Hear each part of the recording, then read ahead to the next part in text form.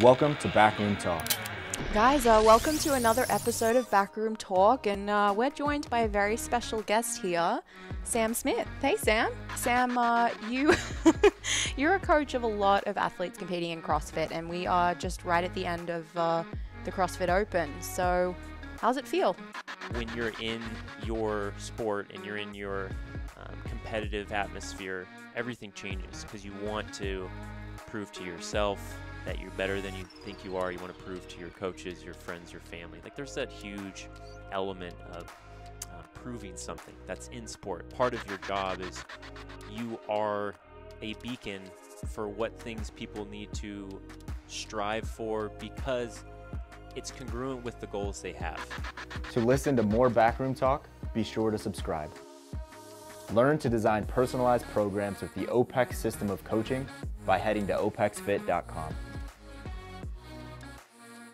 Guys, welcome to another episode of Backroom Talk, and we're joined by a very special guest here, Sam Smith. Hey, Sam. Thanks for having me. Yeah, we're glad to have you here. We had Backroom Talk before the Backroom Talk. Is that Backroom Talk? The conversation we had before. Oh, yeah. I don't know if you're going to get to hear that or not. I think Emma's going to cut that out. We definitely had some backroom talk before this. Oh man, literally backroom talk too, right? Yeah, no, the dots connected there. Never mind. We'll leave it there. We will indeed. Well, Sam, you're a coach of a lot of athletes competing in CrossFit, and we are just right at the end of the CrossFit Open. So, how's it feel? What's this period like, where the 3 weeks of madness is over and kind of wrapping things up, preparing for quarterfinals? Yeah, it's been different with the condensed open and different movements and different format. So the novelty's been fun. I can tell definitely for the clients too, especially because before you had the group who were elite, who could qualify to the games for the open, and then you had the next group who were sanctional regional level athletes, and the open was a piece of their competitive season, and then you had everyone else who was just doing it to see, well, have I gotten better from last year?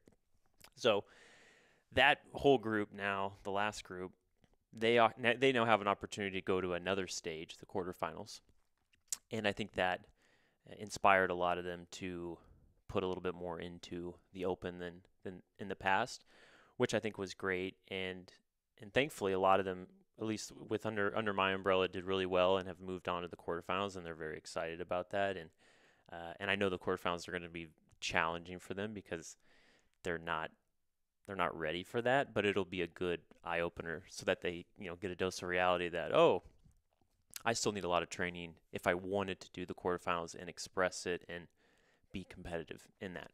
So it's been fun, and like every competitive year, there's always lots of learning and great opportunity to refine my methods and how I'm doing and looking at the sport.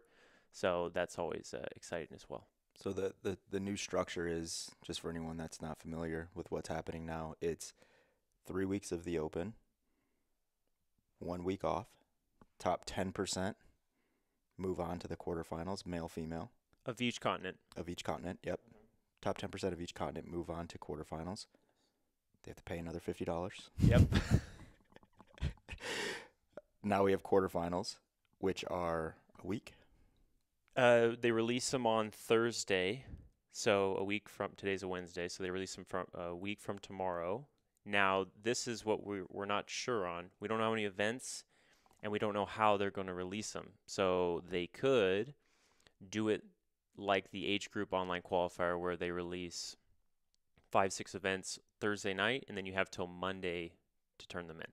Or they could do it like they did the stage 1 of the games last year, where they released a fixed amount of events, and then you had to complete them. You only got one attempt, and then you had to submit your scores, and then maybe the next day or that evening they release more events that you have to do, which I would prefer, because I would prefer everybody has to do them one time. I don't really like the redos. I think it pulls away from people's like true competitive potential, because if you get one hit, it's a very different perspective and mentality for the athlete than if, well, I can do this again, so, you know, it's like I can feel it out and whatnot. And there's nothing wrong with that. I just, as you move up in the stages, I think that element of in the moment competitiveness needs to be challenged, and getting one shot at that can really, you know, bring that to the surface. So I'm hoping there's, you know, 5-6 events, maybe more, and you get one hit at each of those, and then you have to finish them by Monday, because they have it blocked from Thursday to Monday 2 weeks from now, but we don't know what it's going to look like. Cool. So top what % move on to semifinals? So this is dependent on the continent.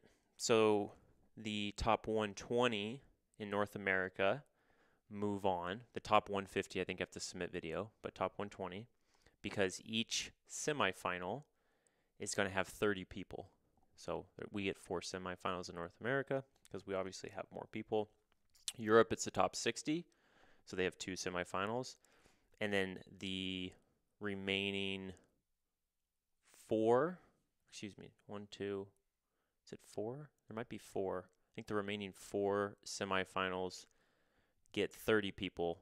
So the top 30 from Australia, New Zealand, Asia, Africa, and South America. Yeah, the 4. Yep, get 30. Okay, so those are in person? Semifinals. The plan for semifinals is to be in person? Yes.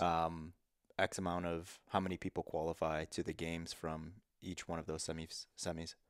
5 from all of the North America semifinals, 5 from the European, 3 from the Australian and the Asian one, and then Africa and South America have 1 and 1. And then there's the last chance qualifier. So once all the semis are done, I think it was top 10 in the semis from each one. So, of course, 1 through 5 qualify, then 6 through 10 are able to do an online competition to fill the final 3 spots. Got it. And that's going to be hosted by CrossFit, and I think it's over a weekend. So that's like the weekend after the last semifinal, which will be interesting. That was a test. You passed. That was pretty good. That's pretty good. All right, so. And then the age group qualifier is the week of the 5th of May, and then the team quarterfinals is the week after the individuals, and it's the same situation. They have semis, so forth. Yep. But they're taking part in the same semis, though. They're not separate events. Yeah. Yeah, exactly. Same ones. Okay. Your thoughts on this new format up until this point? You can't speak to quarterfinal, semis, all that, because we haven't done it yet, but just the Open. What are your thoughts on the Open? It's truncated, of course. I think, you know, what we've seen is a lot of participants and a lot of athletes like it, right? Because they're like, yeah, I'm able to train through this thing because I'm pretty certain that I'm in that top 10%. You know, I can do a qualifier on Saturday and then do my real training, you know, noon PM on that Saturday, and it's just like a thing. What are your thoughts as a coach coaching those athletes? How do you feel about the more truncated Open season? Yeah, it was good, especially for the people who don't have enough training volume built, who can't handle 5 weeks of the Open. Because I'm pretty sure both of you have done the Open, as have I. If you do the 5 weeks and you're doing redos, it's very, very demanding, and it takes a lot from you. And the thought of doing more training after that or another competition can be tough, which is why those go to regionals are a lot more capable than most people because they can handle all that. So for that large group of people who are making it into the quarterfinals, but they don't have a chance to go to the semifinals, the Truncated Open was perfect because it was just enough to do some open events, but not destroy them, so that they do have some juice left for the quarterfinals, and then they can, you know, take some time off and rest. So I like the 3 weeks. Of course, there were 4 events, which was great. I'm glad that they had a heavier load. You know, I was thinking about the events, and it was fairly consistent with at least how I see the sport and what is required of the sport, which is overhead muscle endurance, great skill competency with fatigue, capacity with low complexity, which was 21.2, fatigue repeatability, which was 21.3, with very CrossFit specific movements, reps on the bar, thrusters, squatting, and then lifting a heavy complex relative to your max under fatigue. And that's like those 4 ideas can be your bedrock for the sport. If you put those as your main targets and you train towards those, you can become pretty good at the sport. So that was good. They tested the general areas that I think are important to move people into the next threshold, which was great. And now, yes, that was also another wonderful piece, was getting people more connected to training after the open event in preparation for the quarterfinals, which is super hard. I was like joking at this because, a month out, I'm thinking, yep, all right, so we're going to do the open. And then we have these simulations each weekend in preparation for the quarterfinals. And it'll be perfect. The open event will be one of them. And then they'll have, 3-4 other events. And I totally forgot, because I haven't done the open in 3-4 years, that once the leaderboard comes out, a part of you, the competitive part of you, gets so, I need to be higher on it. I need to redo it. I need to do it better. And I'm like, no, we just need to do it once. You just need to get past. Everything resets. It's different if the open placing dictated your quarterfinal position or something. That would be different. But when it all resets, then who cares if you win the open? You don't get anything. I'm sure Jeff Alder got like some money, but people will forget about him winning the open in 3 months from now. So that was comical to me, how I had to have multiple conversations with clients around, you don't need to redo this. Like, it's okay. I know you are capable of more, but save that capability for the next stage so that you can showcase a little bit more when it matters more. So that was funny, just remembering how impactful, when it counts for something, a lot of us change inside quite a bit. So let me ask you a question on that really quick.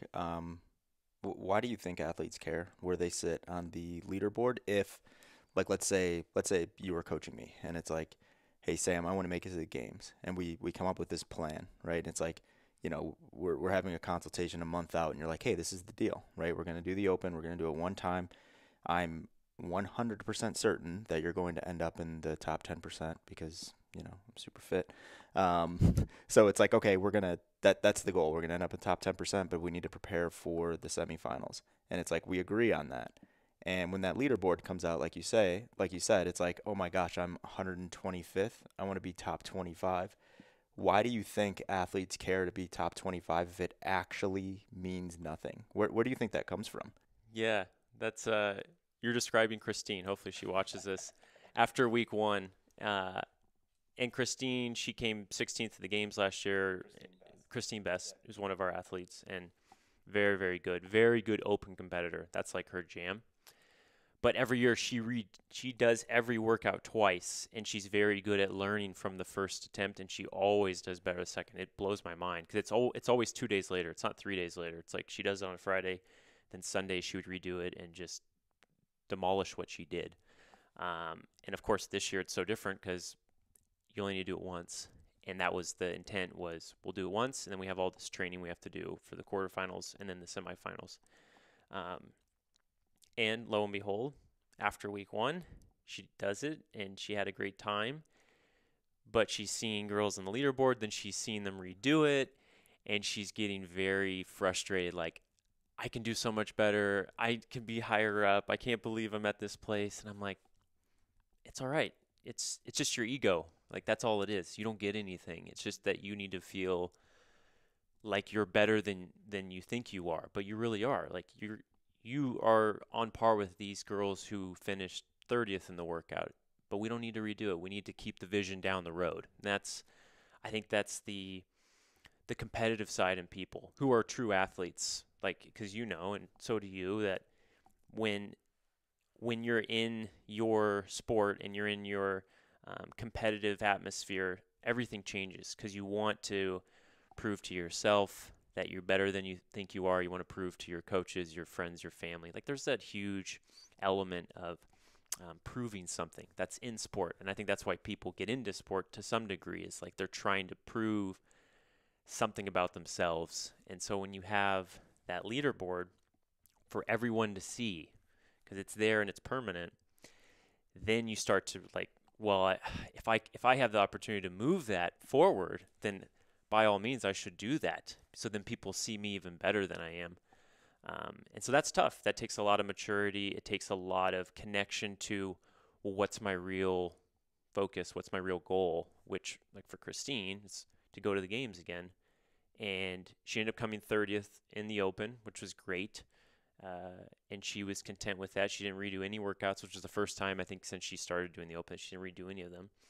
And I was thinking, yeah, you came 30th. You didn't redo any of them. Like we could have redone them, and maybe you came top 15. But what's the added value? Like your ego in the short term, the long term, maybe you went to the well a little bit too much, and now you can't go to the well at the quarterfinals or at the semifinals, and now you can't go to the games. So that's tough, and that's it's helpful being a former athlete, and even though my sport wasn't like physically demanding, but those attributes are those characteristics of really connecting to the outcome and making sure you're appeasing yourself and those around you, something that I could connect to, so it's easier to have a discussion with my clients on that in these circumstances.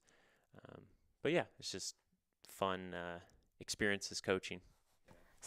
So yeah, this this open period and everything that's going to come after it, your athletes are going to need more from you than they might need at other times during the year, right?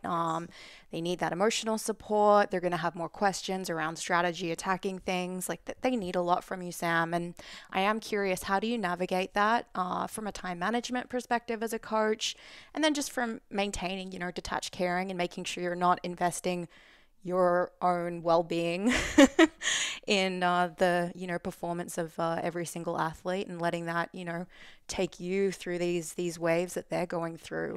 What advice do you have? Yeah, I liken this period to it's like my harvest for the year. Like this is my time of the year where we get to see, well, what have we done the last year, and where are we at? So I have that mentality going in that it is important to be available to my clients, making sure that they're very clear on their plan and their approach to the workout or the event. If they need to redo it, if they need any thoughts on their strategy or whatnot, if their placing was good, etc. So yeah, I'm very available with that. Now, to your point around how do you balance that so I'm not on my computer 24/7 or my phone, I still maintain fairly tightly to like what my schedule is for working, which is I'm done usually no later than 5:30, and then when I'm done, I don't have True Coach access, the software I use on my phone. I don't answer texts from any of them. Not a lot of them have my cell phone number for a reason. And then I don't get back on my computer till 5 the next morning or so. So I make sure I stay pretty tight to that. I stick to what my usual routine is, and then I also stick pretty tightly to how I coach normally, which I lay out to my clients when we first talk. And then on our call before the Open or during the Open, I will bring back like what is expected and what can you expect from me, and if you need help on this, what is the protocol for that. So they're all pretty clear with what they can expect from me. And also I think I try to really build in all of them that they should be really confident in themselves and in what they're doing, and not need me as like this resource in this time. Like just enough for support to say, this is my plan. Because I always they'll ask me, well, what should I do on this workout? And I always say, well, what do you think you should do? I never instantly give them an approach. I want them to always tell me what they think they should do. and how they should be going through it. Because in your training, you shouldn't be unconscious with everything you're doing. You should be paying attention to everything you're doing, because then you're creating this vast library of yourself and different movements and situations, and that's what separates, Matt Fraser from somebody who's, a thousandth in the open, is this great deep understanding of himself and how to tackle the sport. So for my clients, when we get to the competitive time of the year, I really want them to draw on all of their training to say, okay, I've done dumbbell snatches and burpee box jump overs like a month ago. I did that exact workout, and this was my strategy, and this is how it went, and this is what I need to do. This is where I need to push. And then I just say, perfect, that's exactly it. Now go execute. And there are, of course, some who are more needy, and then there are some who don't say anything. They just do it. So you get that spectrum. But as a coach, I'm trying to move them towards the point where they are very confident in themselves and their ability, that they don't need me as much, of course, moving them towards autonomy. And it's the same for the competitor. I want them to feel very confident that I know exactly how to attack this. And then when that's the case, then I know they're prepared as best as they can. And more often than not, they execute really well for themselves on it. And you obviously care a lot about these people and their success or failure. You're invested in that. But how do you make sure it's not keeping you up at night? That anxiety of how is this person going to do, especially as the stakes get higher and we move further into the season. Yeah. Oh man. I think each year I'm getting better at detaching from that. I would say that, especially my first few years working for OPEX originally, and then we turned into Big Dawgs. I was a younger coach, and I wanted to show all of my colleagues and my bosses, I know what I'm doing. I can do it. I'm competent. So I put a lot of my energy into it, and I probably dwelled a lot on that. And then, like most coaches, as you accumulate experience and time, you start to find, and thankfully I've had a good trend line with my career, so I've been able to create a lot of great experiences and grow confidence from that in myself and my abilities, and then be able to take a breath and step away from the outcome and how they're doing and so forth. And I think part of that too is I try to instill that in all my clients, that I want them to get to the point where they can, release the outcome and just perform and not dwell on the uncontrollables. And so in order for me to instill that in them, then I need to, of course, be embodying that. So over the years, I've been trying to move more and more towards that. And my fiance would probably agree with this, that I've gotten probably better at being able to be more at peace during the competitive season than the years past. Years past, the competitive season was very stressful because I'm thinking a lot, I want them to do well, and you over care. Well, you are over caring, and it's actually negative in a sense, and it's not helpful. So I think that just comes from experience, and I'd be lying if I said I still don't care a lot. I think I've done a better job of creating a little bit more of a separation. Well, I think some of that also has to do with how confident you are at this point versus 3 years ago, in terms of how well you prepared your athletes for this time. So it's you may be at more peace today because you're yeah, I know what I'm doing. I had this game plan 12 months ago, and we've executed this thing. We may have had to pivot here and there, but we've executed this thing, and I've done everything that I can to prepare them for this, right? I think there's very little a coach can do when we get to this stage, right? Especially in a remote setting. It's what are you going to do, right? Jump on Zoom and take them through their warm-ups and ensure that they're good to go. It's that's hand-holding, and you probably, I know, the way that you coach people, athletes, it's simulation. You need them to feel this. Your athletes are so used to this thing where it's like riding a bike for them. One thing to add to that, because that was actually a perfect point, and that's probably why when they reach out to me around their strategy and I say, well, what do you think you need to do? Because the whole year we know we've prepared as best as possible, and nothing I tell them or minute strategy change is going to make that big of a difference. You can either do it or you can't. Like that's as simple as it is. And I think the more I've been doing it, the more I've recognized that, where you're either ready or you're not ready. And I might have a few things to say that could, like, bump you up a little bit, but there's not some magic potion I have. The magic potion was the last 8 months of training and making them remember that and really connect to and trust in their training and really, believe in that. And I think that's, by doing that, you start to recognize that I don't need to be as overly connected and attached to them during the competitive season. I think that comes through experience, and that was perfect about how you can get to that point as a coach where you're just like, yeah, we're good. Let's see what happens. Let's go from there. Yep. I know you have a lot of years left, man, but up until this point, what's the biggest accomplishment that you've experienced as a coach? That could be. I'll give you some time to think about that. So I'll talk while you think. So that could be athlete specific, where it's like I'm super proud of where I took this athlete over the years, or maybe it's something with you in your professional career, or you take that any way you want. But what's your biggest accomplishment to this point? Oh man, what a question. Well, I mean, of course, initially the goal was,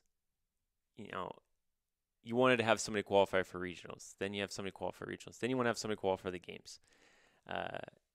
And yeah, you do that and it feels good. But I think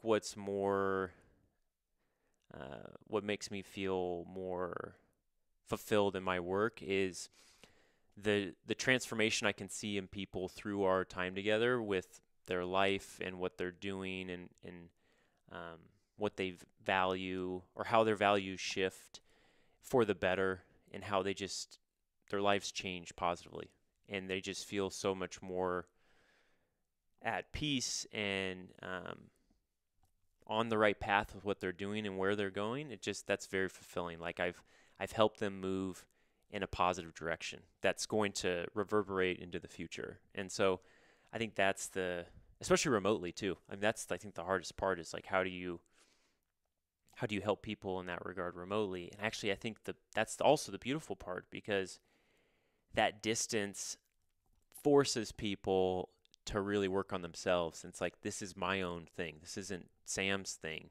And by them doing that, I think they learn quicker that I need to start really diving into this, and I need to really start to ask myself these questions and make some changes that, I can make that are going to positively impact me, or I can stay in kind of the way I'm doing things right now. So that's the good and the bad of remote coaching. And I think, at the end of the day, that's probably one of the bigger accomplishments. And then in addition to that, having other coaches reach out to me to either work with me or ask me questions or talk to me about things, which just makes me feel as though what I'm doing is of value, because people want to get insights from what I'm doing. And it's like, okay, cool. That's some good proof that whatever I'm doing, that there's some good in there that others want and can use to their benefit. And that means that, everyone's coming up, which at the end of the day, it's like, what else I want to do with my life? If I can bring those around me up a little bit, then I think we're all making it a little bit better. So it's good. Biggest failure as a coach? Biggest failure. Biggest failure. Biggest failure. Take your time. I think this one's worth thinking about for a second. Do you have a biggest failure, Carl, while Sam reflects on his? I'm not in the hot seat right now, Georgia. I mean, you put the hard question on our lovely guest. I'm going to turn it back on you. Yeah, I'll answer that after Sam hits us with his. I don't want to take the limelight here. I think I'd go a couple ways with this, but I would probably say like putting, and I am by no means like healed from this. I'm still working on this, but like putting way too much of my worth in the outcomes of my clients, especially my athletes, the ones that are showcased on Instagram and go to the games. I think, it's so rooted in the coaching world that you want to move up the hierarchy, and who moves up the hierarchy? The ones that have success. And I think I'm learning more and more how to unravel that and get rid of that. And like I just told you about my biggest, what's my biggest accomplishment? 3 years ago, it would have been, oh yeah, I got somebody to go to the games probably. Whereas now, even if Christine didn't go to the games, or if any of my clients didn't go to the games this year, I would be at more peace than I was previously. And I would be excited because that shortcoming is an opportunity for me to learn and adapt and grow my methods and how I coach and how I design.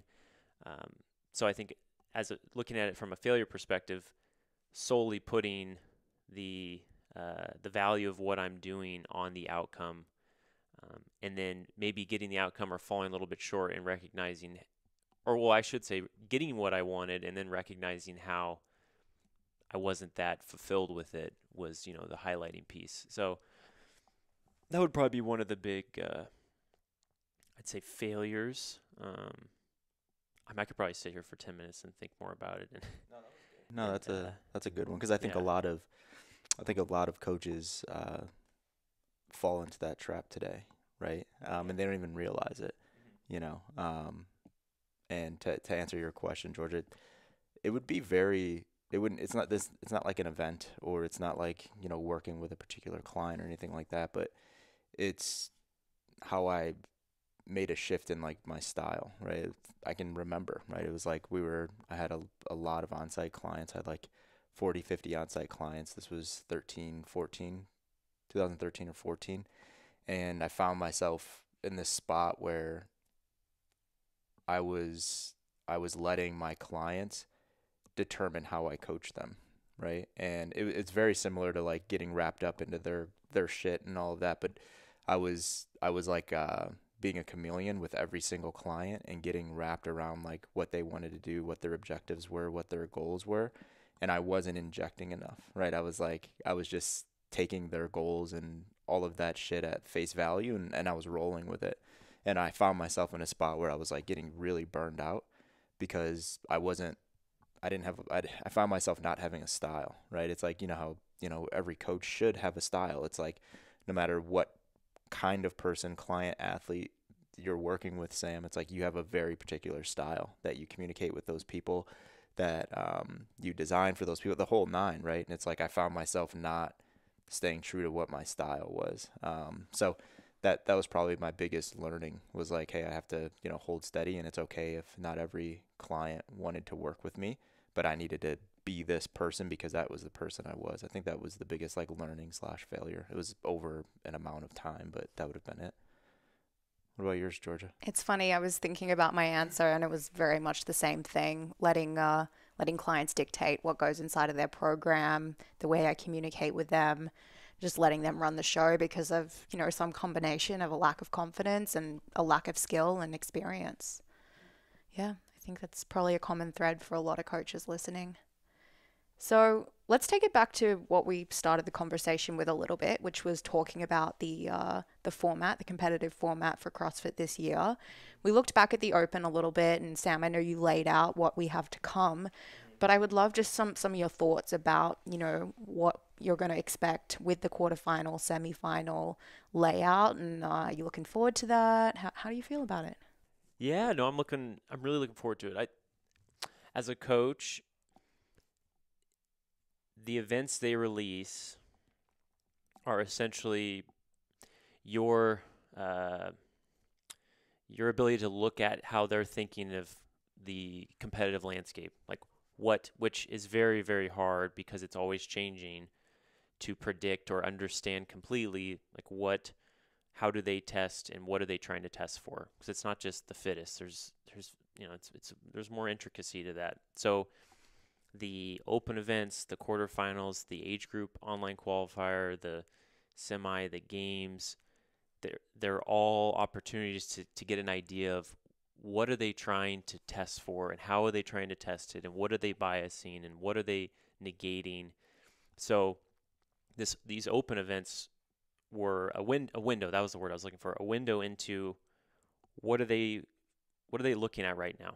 So as I said, shoulder flexion endurance with your arms overhead, high skill volume, capacity, very low skill movements, fatigue repeatability, and then your battery, being able to operate high percentage of your max under fatigue, those are consistent themes.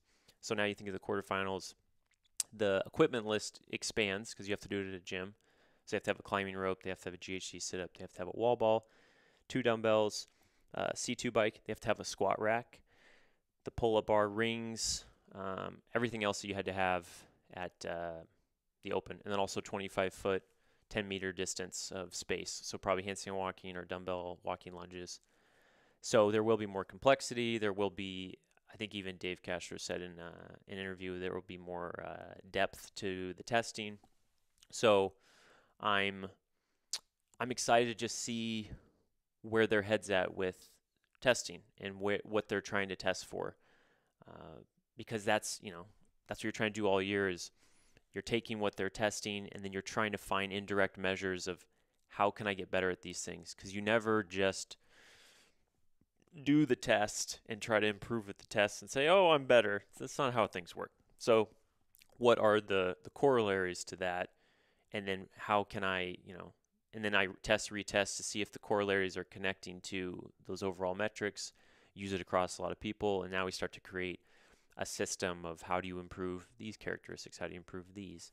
So I'm excited to just see what the events are. I think, one thing I was noticing, the open events, the first 3, because the fourth was the lift, the first one had a 15-minute time cap, second one had a 20, the third one had a 15-minute time cap. But then if you look at the top 50 in the world, the average length they were taking for each event was like 10 to 11 minutes, which is actually a little shorter than traditionally. Traditionally, the open events take about 13 minutes on average for the elite. This was the case in the 2020 Open. So the events were shorter across the board, which was interesting.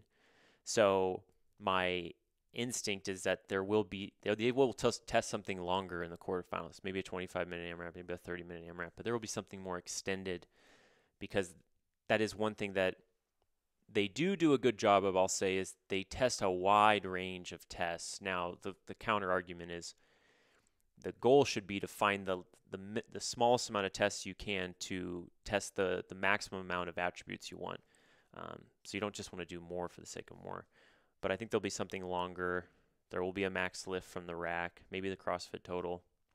And then there'll be more skill. So ring muscle ups, the rope climbs will be cool, GHD sit-ups. So it'll be a fun, more comprehensive test. But outside of that, I have really no idea what to expect. But that's kind of the fun part about it. What gosh, I wish we had a way to pull stats on this, but I think you might be, and you correct me because you know a lot of online coaches, you might coach the highest number of people 1-to-1 that are participating in the quarterfinals. Maybe. I don't know if you've ever thought about that, but you might. I might. Based on the amount of clients you have and how many of those clients are athletes and how many of them are good athletes, I think you might coach the highest number of 1-to-1 quarterfinal, outside of blog programming and stuff like that. So sample size is pretty big for you, right? So when we ask you these questions, it's this is going to be through experience, and you haven't coached any of these athletes through the quarterfinals yet, right? But maybe it'll be an interesting part too. What did you learn from that situation? But what advice would you have for coaches that are coaching athletes into this next phase, tactfully? How do you actually coach them into this phase? How is you walk through what the open training look like or what splits would look like for a lot of your clients. what do splits start to look like as we go into this quarterfinals, thinking that a good number of these people or a number of these people will advance to the semifinals? Like, what does this look like over the next couple months for you? So, well, I'll go two parts to that. One, you always got to look at the competition that you're preparing for. So if you're preparing for the quarterfinals, then we knew in, I think, January that it was going to be over a weekend. So you can start to, in your head, say, all right, then it's going to be 6 events over multiple days. So what does that replicate? Any traditional CrossFit competition. What does that mean? There should be a structured approach to preparing for that. So you should be doing simulations of that leading up to the competition. So 4 or 5 weeks out, each weekend you're practicing the sport. You're doing multiple events. You're resting between events. There's variability in the events. The weekends are graded. So maybe 3 weeks in a row they get more difficult, and then the 4th week it comes down, and then the 5th week's competition in general principle. That works well. So that was what March was essentially for, was simulations on the weekends in prep for the quarterfinals. And you're doing that so that when it comes, it's not surprising. You know, like, oh, these are what I'm doing. I'm going to do them at this time during the day. I eat this between events. This is how I warm up. It's just so routine, and that lowers like cognitive load on you. So you can put more of that into your exercise or your competition. So Same thing at this point, right? Same thing. Yeah, same thing. So competition just sounds cooler. Yeah. Exercise. So for the semis, the same idea applies. It's going to be the quarterfinals finish. The rest of that week will be depending on how intense the quarterfinals are, depending on how just you got to figure out how it affected your client, because some will get through it. Like Christine, I'm fairly confident. I think she was 13th in the the U.S. continent. So I'm fairly confident she'll do well in the quarterfinals and move on, and it won't be that taxing for her because she's at that level, and their systems operate differently with that type of stuff. So that next week will be an easy week for her, and then the following week we would start preparing for the semifinals, which I think it kind of depends which semifinal you do because the weekends are different. But How do you decide what semi you go to? So before the quarterfinals, you list out it's either before or after the semifinals. You list out your preference, and then based on how you finish, they give you what. So if you're in the top 30 in the quarterfinals, then you get your first preference. If you're in the next 30, you get your second preference, third, fourth, etc. Yeah, it should be. It should be like Yeah. I have a better idea. Yeah. Well, I think the problem with that is if you have like a lot in like a specific region, you Yeah. can't send them all to that region. Yeah, Exactly. It should be like a preference, though, right? Kind of like Yeah. March Madness, exactly. right? It's like if I'm University of Wisconsin, it's like I'm probably going to get seated in the Central region, right? Just because that increases the likelihood that fans are going to want to come out and watch me. Exactly. But anyway, sorry, I threw you off there. No, it's good. So that's apparently how it's going to work. So the week after the quarterfinals, they're off. So now you're doing exactly what you just did for the quarterfinals. You're going to be doing simulations on the weekends in preparation for the semifinals. So ideally, you should be training Friday, Saturday, Sunday because the competition's probably going to be on those days. You shouldn't be taking Sunday off, especially at this level. You should be training on Sundays because you need to get your body and your system ready to work on Sunday multiple times. So Monday's off, Thursday's off, Tuesday, Wednesday, you're doing training that's specific for the person who needs things they need to be touching consistently. So for Christine, heavy snatching and clean and jerk, some touches of absolute strength. Her absolute strength is good, but her strength speed has to keep coming up.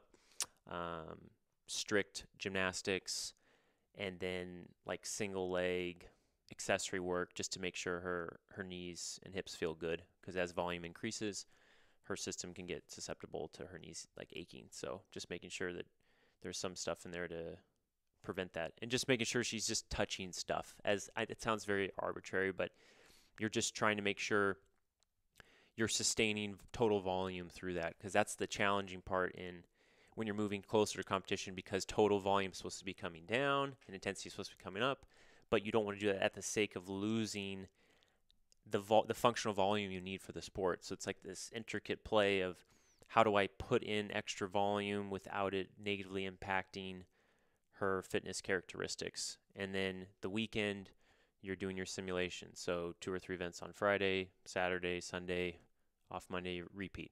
And you're just doing that for 3-4 weeks. And then the amount of those you do is, of course, going to be dependent on the training age and experience of that client and how fast they adapt. So Christine is another example. She adapts really fast. She's a very fast adapter. So she could do simulations for 2 weeks and be ready to go 100% for a comp. Whereas some people, Colleen was an example, former athlete, she would need a more extended approach to preparation to really get her system ready and to get enough volume built for what the competition was. So it's not a right or wrong. It's just being aware of that for your design with the clients and practicing that during the off season. So that's why in the off season you want to take some time to build to some testing or build to a competition potentially if it's warranted, so that you and the client can play with what do simulations feel like for consecutive weeks? How does your body handle it? How do you recover?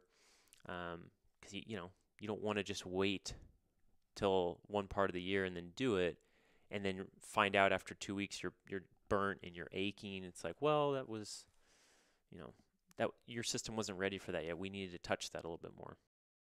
I have a question, not so specific to program design, but for the people you have moving on to quarterfinals who aren't going to move on to semis. They're going to be like a little bit, out of their depth. There's going to be some stuff in there they're not comfortable with. How do you prepare them, I guess, mentally and emotionally to have a good experience with those quarterfinals that they can learn from and grow from versus feeling defeated?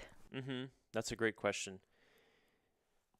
So there's a small group who are confident that they can make it to the semis, and I would agree with them that, okay, you guys, you can do it. You're gonna have to work hard, but it's possible.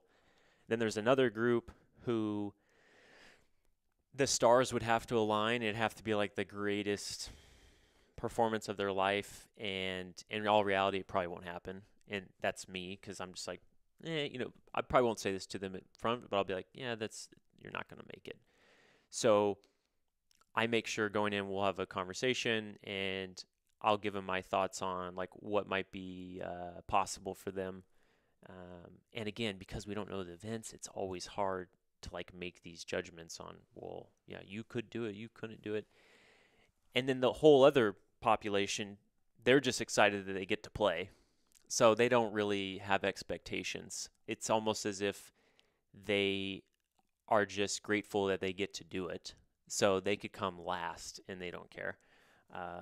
And that's because we've had conversation where I'm like, this is where you're at.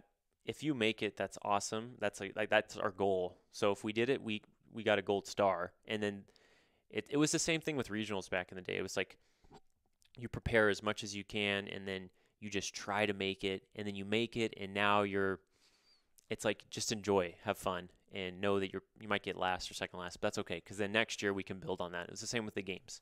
So that's essentially what you have with the quarterfinals, is this big group of people who are excited to do it, and they're going to learn and be humbled, which is always great. And then the next group, who it kind of ties into what you were just mentioning, and so those are the people that we have to have good conversation to set more realistic expectations. And then if afterwards, because this has happened where they compete and then they don't qualify, or they get really frustrated that they didn't meet the expectations they had, then I will ask them, like, well, what were your expectations, and what made you believe that was possible? Like, what evidence showed for that? And most of the time, that can help unravel it, because they're not setting clear expectations for themselves, and then they get in there and they don't perform the way they want to, and then they think, like, I should have done so much better. It's like, no, that's you. That's what you are, and you need to accept that. And and that's tough, and it takes practice in communicating, and it's not that you're trying to tell them that. You want them to recognize that, yeah, you know what, my perception of reality was off, and so now this has, provided me a little bit more light. Now I know where I sit, and I can either keep moving forward and working to improve that, or I can do something else. And that's happened too, where people competed and they were unhappy with the outcome, and they're like, yeah, this isn't for me. And I'm like, perfect, because I don't want to work with somebody who is living in a fantasy, because that's hard for both people, which ties back into earlier what you were saying about being stretched thin, because those are the people who you have to put so much effort into, because you're not operating in the same dimension, and you're trying to bring them in, and they're out here, and that's just very draining. So, and then that also ties into what you're saying about when you're early on in coaching, you want more people and you want experience, and you're finding your style and your rhythm, and creating confidence in executing on that. And so you do hang on longer to those people who are playing in fantasy, because you're trying to make it work and you're trying to learn. And so it's kind of the growing pains of coaching. The key is, though, that you, of course, grow from it, and you don't allow that to keep staying with you, because then you get burnt and resentful with what you're doing. Cool. So Sam is one of the top 8. No, I don't count. Top 7 remote coaches in the entire world. I just took how many coaches we had on the Big Dawgs staff. You don't count yourself? You got clients? Yeah, but I'm not taking clients, man. So one of the best 7 in the world. Where can people find you, man? At Coach Sam Smith on Instagram. I don't post as much during the competitive time because I'm busier. But cool post yesterday, an enlightened post. Yeah, that was a good one. Thanks. That's what I was thinking about on the bike. I was just thinking about leading by example, and what does that mean? Because I know some people like, oh, that's wrong. That doesn't mean anything. It's like, well, there's some truth in some way to that. So for context, it was like you don't lead by example by mirroring your athletes. Yes. Instead, you embody the attributes or characteristics that would be of value to others, and that you would hope, or not, you don't want to, because you don't want to inject anything on your clients, but it would be something that you would want your clients to recognize in yourself and say, those are things that I could really benefit from with my goals and my work and my life. And so those high expectations you're holding for yourself become the beacon for clients. And whether or not coaches recognize that, I mean, that's essentially part of your job is you are a beacon for what things people need to strive for, because it's congruent with the goals they have. And you have the key to showing them how to integrate that with their life, and allowing them to move closer to that goal because of that. So that has to be in your framework of how you do things. And if you don't think that, then play with that and see how that impacts your work and your clients' experience and their results, because that's been very powerful for me in my work. What are some of those things that you try to embody to be that beacon? Georgia, we were saying where to find them. I know we're gonna get there, but I think this is nice. I want to know. Well, back to CCP principles, the triangle: trust, caring, competency, consistency. I mean, those are really important pieces for me. I think the biggest being consistency. Like, I'm very type A, discipline, routine, very orderly. Like, that's industriousness, conscientiousness. Like, I'm very, very high on those traits, and that's great for my work, because and it's funny. I was finding this parallel with barbecuing, because I'm actually a really good barbecuer and I like it. And I was barbecuer or griller. Griller. We would call it a barbecuer in Australia. Yeah. Well, some people listening, they hear barbecue and they just think like Like ribs. classic, like American barbecue. Like some people, right? But yes, I get it. So yeah, But there's people are like, I've said Griller. that before, and I've gotten corrected. Like, do you barbecue or do you grill? I'm like, fuck, what's the difference? Yeah.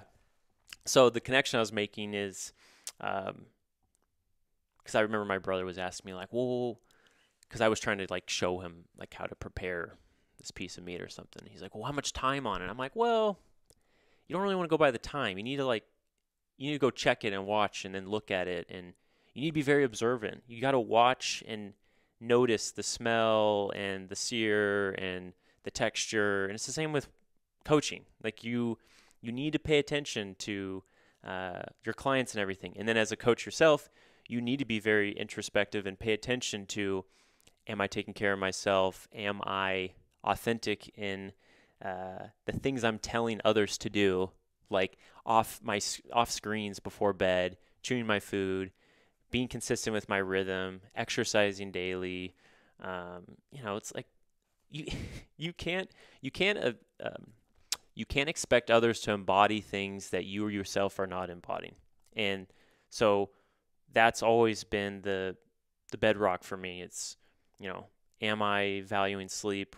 Am I valuing my nutrition, my routine, my work and how I do my work, all those things. And then that becomes an unspoken expectation for the client, and they feel that and they understand that. And then when they come to work with me, it's like, this is how Sam does things, and this is how I'm going to do them. And people get, they move closer to where they want to go because of that, because those are like principles that they're in all humans. It's not like a secret code or anything. These are just things that we've known to be true because it's lasted over time, that these are things that are of value to help us move in a good direction.